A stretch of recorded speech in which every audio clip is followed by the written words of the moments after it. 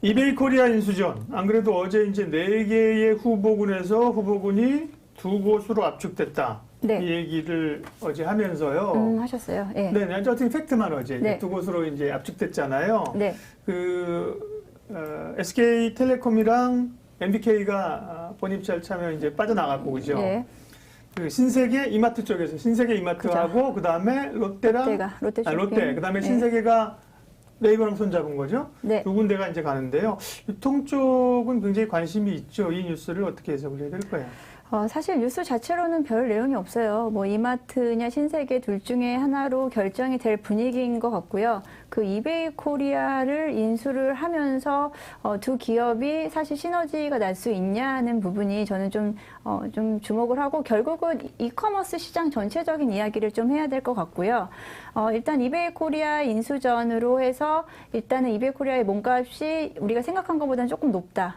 시장에서는 약 한 3조에서 3조 좀 5조 중반. 얘기도 하던데? 이거는 이베이 코리아가 원하는 금액이 5조인 네네. 거고 이제 매수 매도에 대한 가격 차가 좀 사실은 상당히 있었기 때문에 여기서 나머지 SK텔레콤이라든지 나머지 투자사들은 좀 포기라고 해야 되나요? 네, 철수. 비싸면 안 산다 그랬는데. 그런 개념으로 봐야 될 것 같고요. 그럼 여기서 롯데하고 신세계는 왜 이렇게 이베이 코리아에 목을 매느냐라고 봤을 때 결국은 온라인 부분에서 약하기 때문이죠. 지금 이커머스 시장 순위를 볼 경우에 일단 네이버 가 18%, 쿠팡이 13%, 네이버, 쿠팡, 다음 이베이 코리아인데 이베이 코리아가 지금 시장 점유율 12%를 가지고 있고 그리고 롯데와 이마트가 각각 5%, 3%씩 이렇게 좀 저조한 성적을 가지고 있는데 이베이 코리아를 인수함으로써 일단 단순 합계로 봤을 때 쿠팡을 넘어설 수 있겠다라는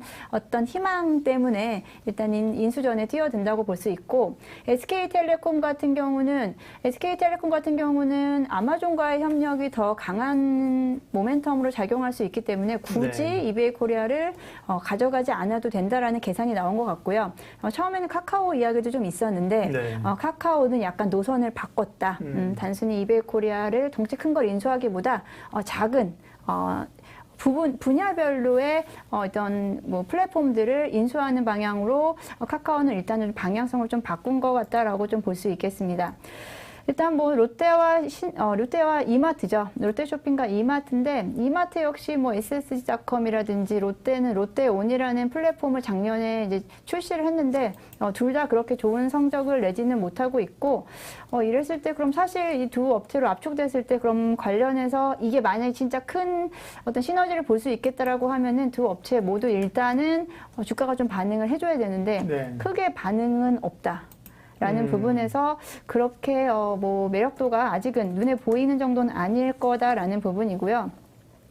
저는 이제 이커머스 시장은 어쩔 수 없이 증가할 수밖에 없는, 그러니까 시장이 커질 수밖에 없는 부분이라고 봤을 때 오히려 이번에 이베이 인수전도 중요하지만 이커머스 시장에서 제가 좀 관심 갖고 있는 종목 좀 말씀해 드리려고 좀 가지고 왔는데 일단 오아시스 마켓이라고 아세요? 지어소프트 아세요? 알죠. 지어소프트의 자회사 지어소프트는 사실 IT 오아시스 마켓도 IPO 한다고 지금 네, 그죠? IPO 이슈는 네. 사실 작년부터 네. 있었습니다. 작년부터 있었고 이번에도 IPO에 대한 이슈가 또다시 부각이 됐는데 지어소프트는 이제 IT 쪽과 유통 이쪽과 오아시스 온라인 쇼핑몰을 이제 유통 마켓을 가지고 있는데 지어소프트는 오아시스의 주가 흐름과 거의 일치한다라고 보면 되고요.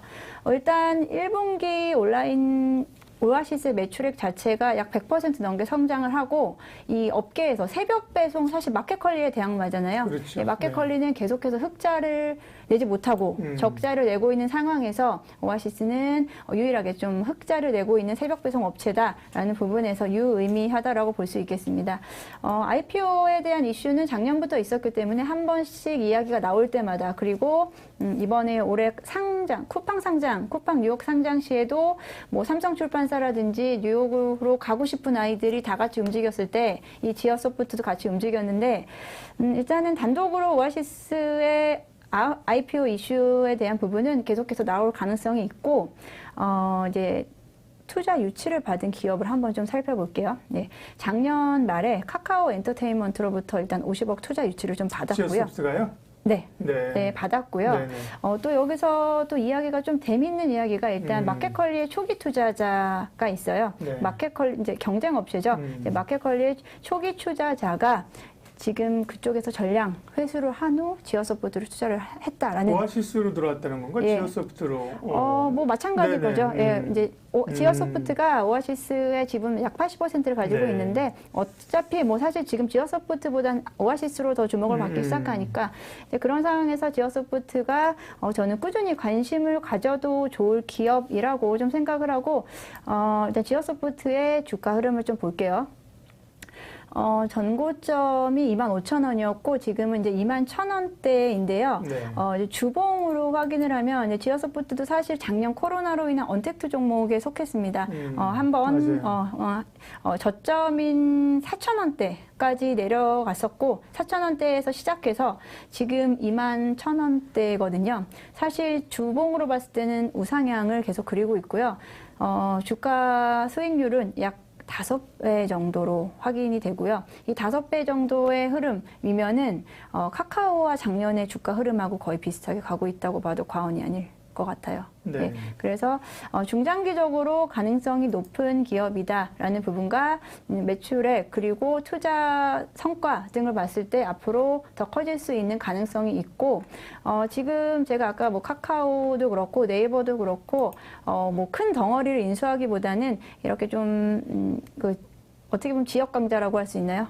그 해당 분야에서 좀 강한 기업들에 대한 인수, 카카오가 지그재그를 인수를 하면서 쇼핑몰 쪽, 여성 패션 쪽을 침투를 했고 또 어떤 식으로 또 이제 신선식품이라든지 이쪽에서 지어소프트 오아시스 신선식품 좀 전문 기업인데 이런 부분에서 나중에 어떤 식으로 협업 또는 또 다른 부분이 플러스 알파로 시너지를 낼 수 있지 않을까라고 좀 기대를 해보면서 저는 동기업은 꾸준히 지금 작년부터 봐왔고 중장기적인 관점에서 좋다. 단기적인 모멘텀도 있으면 좋겠지만 중장기적으로 좋다라고 좀 말씀을 좀 드리고 싶어요.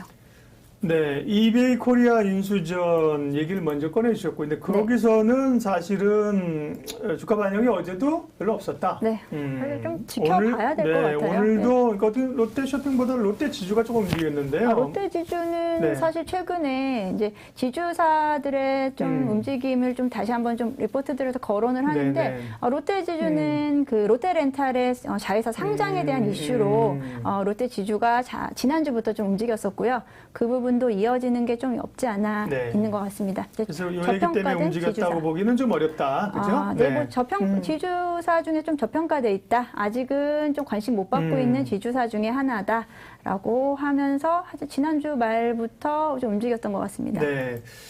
그래서 이 유통 관련 업체 가운데는 지어소프트를 관심주로 쭉 보고 계시고 새벽 배송 오아시스 마켓이죠. 네, 그래서 계속 관심 있게 본다고 하셨는데 PR이 5배라는 얘기는 키리님도 저도 이해가 안 되는데요. PR이 5배라고요? PBR이 아니고 PR이 지금 제가 보는 거로는 막 31배, 막 39배 이렇게 나오는데요. 한번 확인 좀 이따 해주세요. 네. 그러니까. 보면 매출단 같은 경우는 굉장히 그 의미 있게 보면 양호한 실적을 1년 다르게 매출이 뭐 거의 뭐 일단은 2018년 매출액만 봤을 때는 2018년도에 1,300억 원대고 작년이 2,600원 육박하니까 약 한 2년 만에 2배 성장률이고요. 그리고 올해 같은 경우에는 이제 추정치로 또 급격한 성장세를 보일 수 있지 않을까. 그리고 이제 하반기부터는 물류센터 증설에 대한 부분과 그리고 신사업으로 풀필먼트 사업을 지금 진행하고 있다. 라는 부분에서 뭐 일단은 가격적인 면에서 조금은 부담스러울 수 있지만 앞으로의 성장 가능성은 확실히 있다라고 볼 수 있겠습니다. 그러게요. 그다음에 이제 뭐 합종 연행이 워낙 강하기 때문에요. 돈을 좀 넣어주고 어디랑 손잡느냐에 따라서 뭐 굉장히 그 영향력이 있습니다. 지오소프트 유통 관련주로 보겠고요. 우리 오늘은 염정 팀장님 함께하고 있습니다. 자녀들에게 카카오 주식을 사주셨다고 하자. 우리 쩡님이 저는 애들에게 치킨 100개 사준 것이 없는데도라고 하시는데 치킨도 사주셔야죠. 치킨. 카카오에 대한 수익률로 치킨을 사 먹으면 어떨까요? 아이들한테 경제관념을 가르쳐 줄 수 있는. 치킨 안 사주고 피자 안 사주고요. 애들 뭐 밥도 안 사주고 주식만 사주면 이거 아동학대로 걸린다. 아동학대로. 그러니까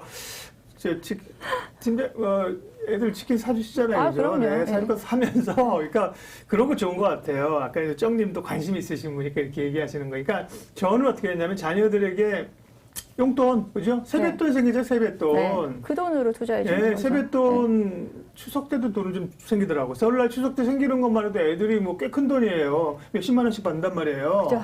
그거 투자해 주면 정확하게 물어봐야 돼요. 네. 이 카카오란 주식이 있는데 손해 볼 수도 있다.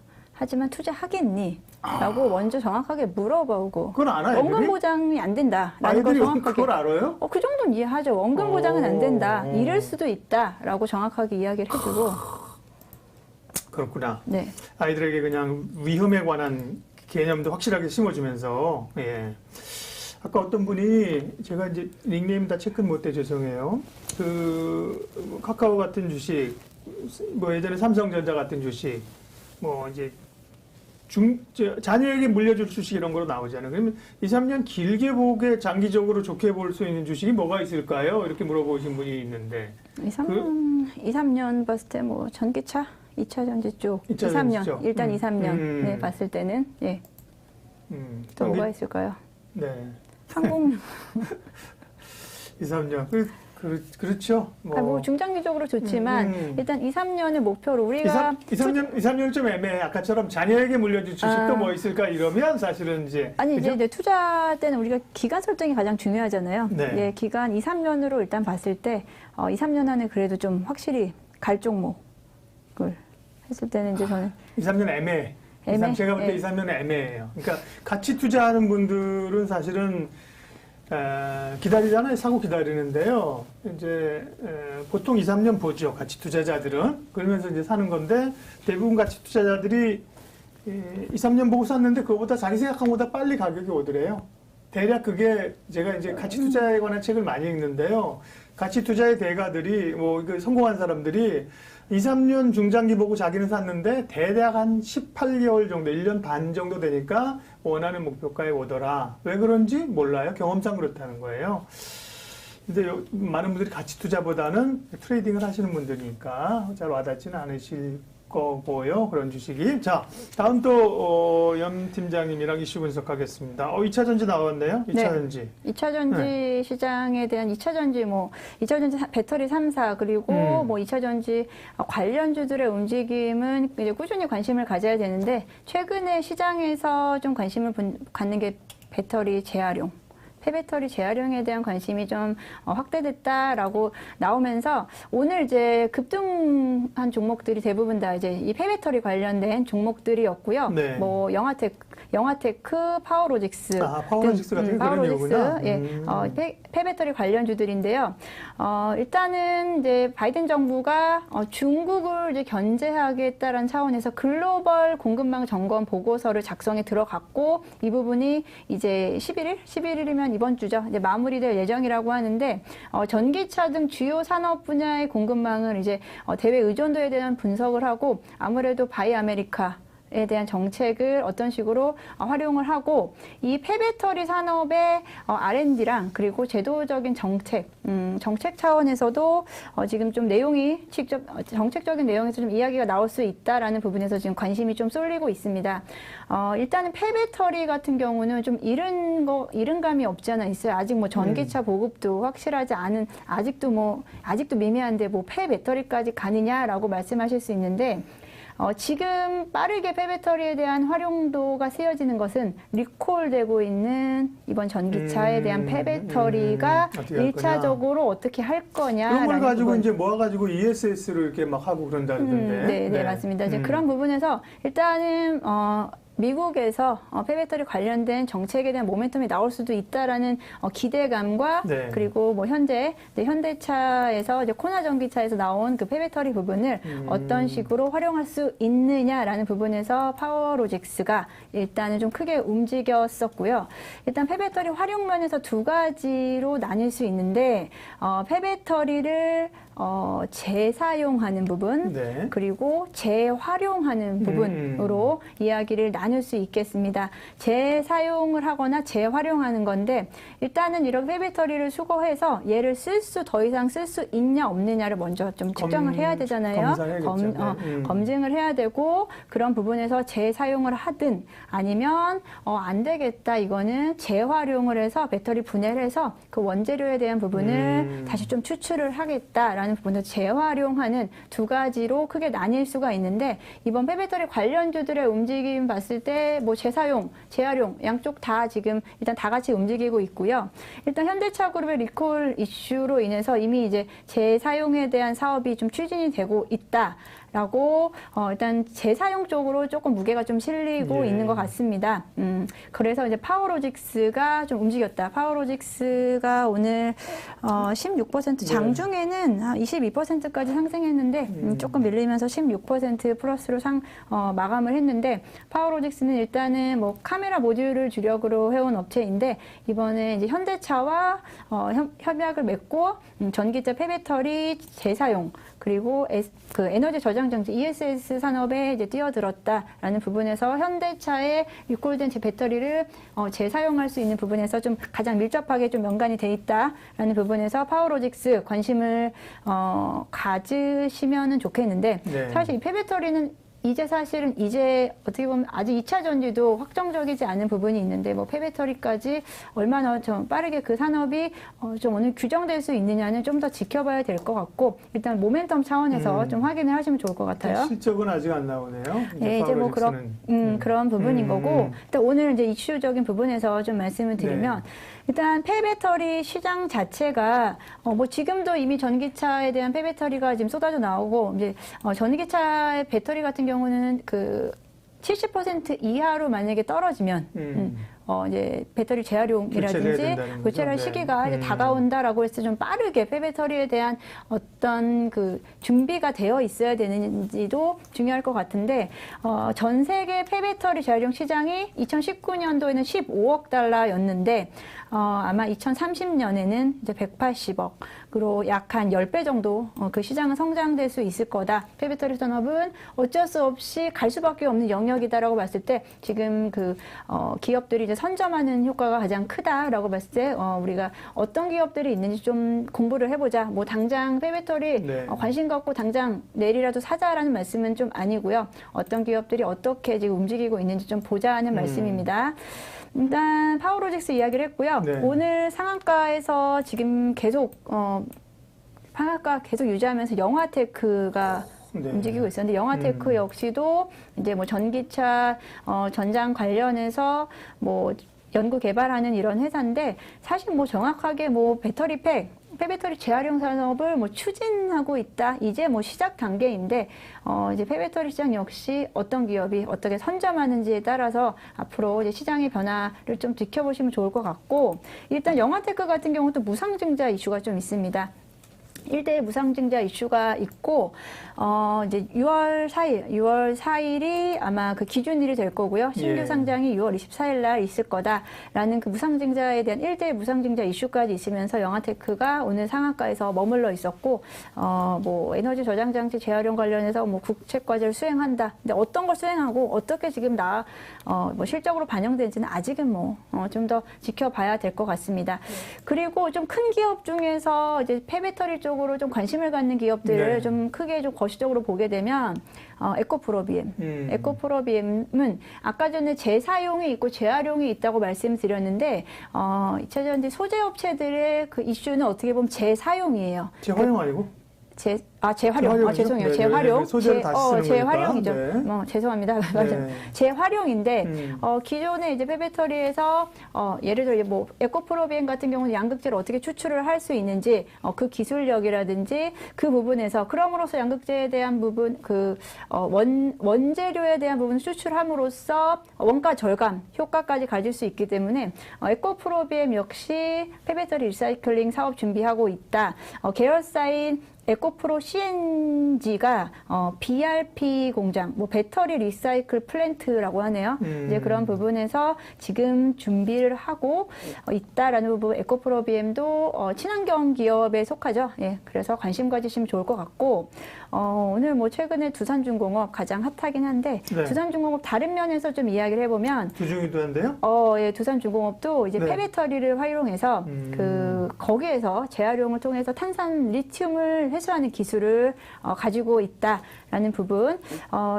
사실 이제 두산 같은 경우는 그 친환경 산업 쪽으로 아직은 좀 두드러지지 못한 상황인데 이렇게 뭐 폐배터리에 대한 리사이클이라든지 그런 부분에서 좀 신사업 부분에서 좀 준비를 하고 있다라는 이야기가 있습니다. 본격적으로 아직 뭐 사업이 시작되고 그런 건 아니지만 어쩔 수 없이 뭐 모든 기업들이 다 당면한 과제라고 좀 생각을 하고 일단 리튬을 요즘에 최근 이슈 중에서 또 도시광산이라고 하는데 광산에서 직접 채굴하지 않고 도시광산 공장에서 기존의 폐배터리를 활용해서 다시 채굴한다라는 말에서 도시광산이라는 네. 얘기가 나오는데 두산중공업도 이 부분에서 기술력을 가지고 있고 폐배터리 시장을 공략하겠다라고 이야기가 나오니까 뉴스 나올 때마다 관심 가져주시면 좋을 것 같습니다.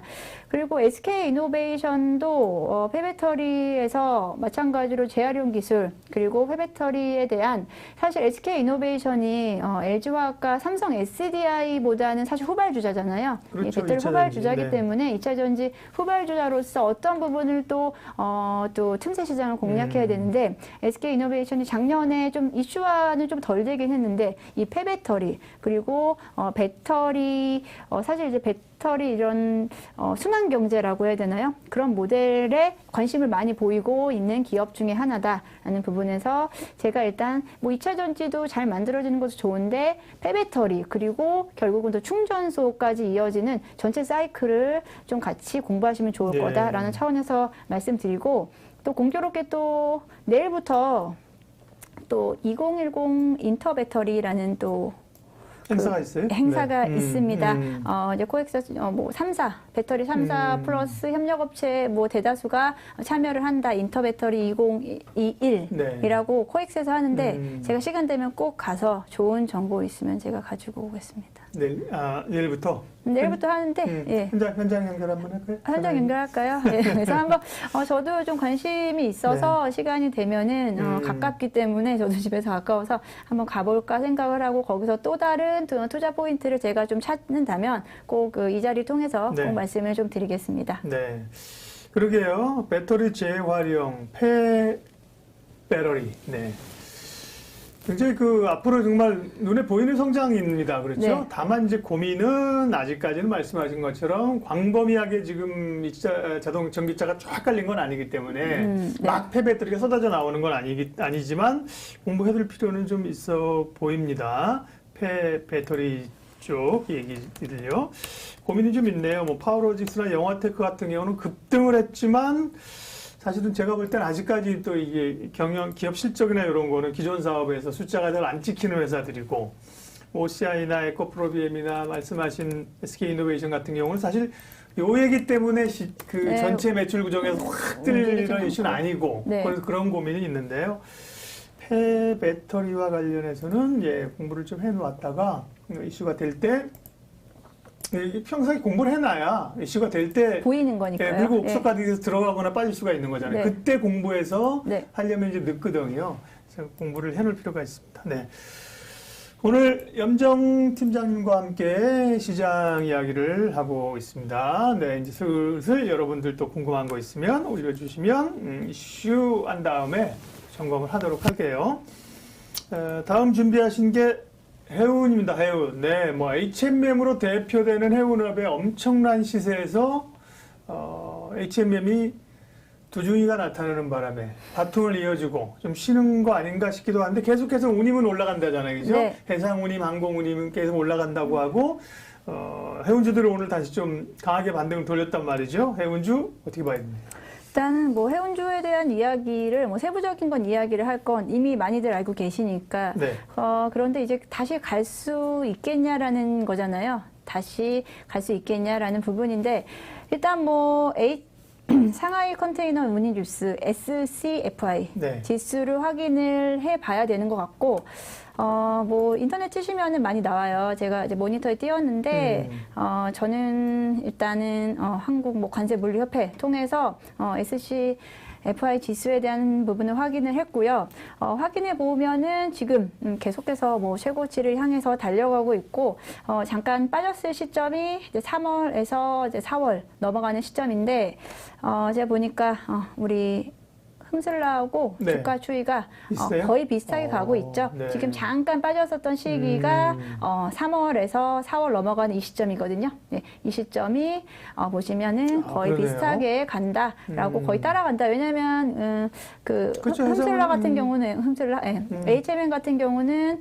SCFI 지수를 거의 추종을 한다고 보면 될 것 같고요. 네. 페노션 같은 경우는 BDI 지수를 좀 따라간다라고 봤을 때 일단은 크게 너무 많이 고민되신다면 이렇게 지수 같은 부분을 객관적으로 확인을 하시면서 가셔도 되고 저는 뭐 계속 흠슬라라고 하는데 왜냐면 발음이 더 쉬워요. 맞아요. 우리 흠이라고 해요. 흠. HMM 같은 경우 네. 이미 저는 이제 놓친 부분이 있어요. 너무 빨리 매도를 그쵸. 했다고 말씀드렸었잖아요. 놓친 부분이 있는데 일단 제가 저만의 이제 박스권에 묶어둘 거고, 네. 이제, 지지선 한 4만 원으로 놓고서 봤을 때, 4만 원 근처 오면은, 매수 전략이 나쁘진 않다. 위아래만 가다 놓고서 트레이딩 해도, 괜찮을 것 같다. 일단은, 뭐, 분위기상, 이거는 추세인 건데, 분위기상 괜찮을 것 같고, 오히려, 최근 일주일 넘게 이렇게 빠진 게 기회였기도 한데, 사실 또 그렇게 들어가는 쉽진 않아요. 그게. 맞아요. 그게 네. 쉽지는 않은데 일단은 영역만 잡아놓고서 한다면 그리고 뭐 실적 면에서 우리 뭐 하반기까지 다 좋다고 하니까 일단 지수 흐름을 확인해 가시면서 좀 같이 빠졌을 때 좀 사시고 파시고 하는 전략으로 가시면 적절하지 않을까 싶습니다. HMM하고 다른 해운주도 또 눈여겨보신 거 있습니까? 아니면 HMM으로 집중? 뭐 굳이 저는 이제 굳이 이제 페노션하고 뭐 대한해운 같은 부분도 좀 이야기를 하는데 오히려 변동폭이 좀 더 따라가기 더 어려울 수도 있을 것 네. 같아요. 오히려 대장주로? 네. 오히려 지금 같은 상황에서 이제 추세를 따라가면서 매매를 하실 거면은 일단은 업종 대표주인 HMM이 좀 더 용이하지 않을까 싶습니다. 예.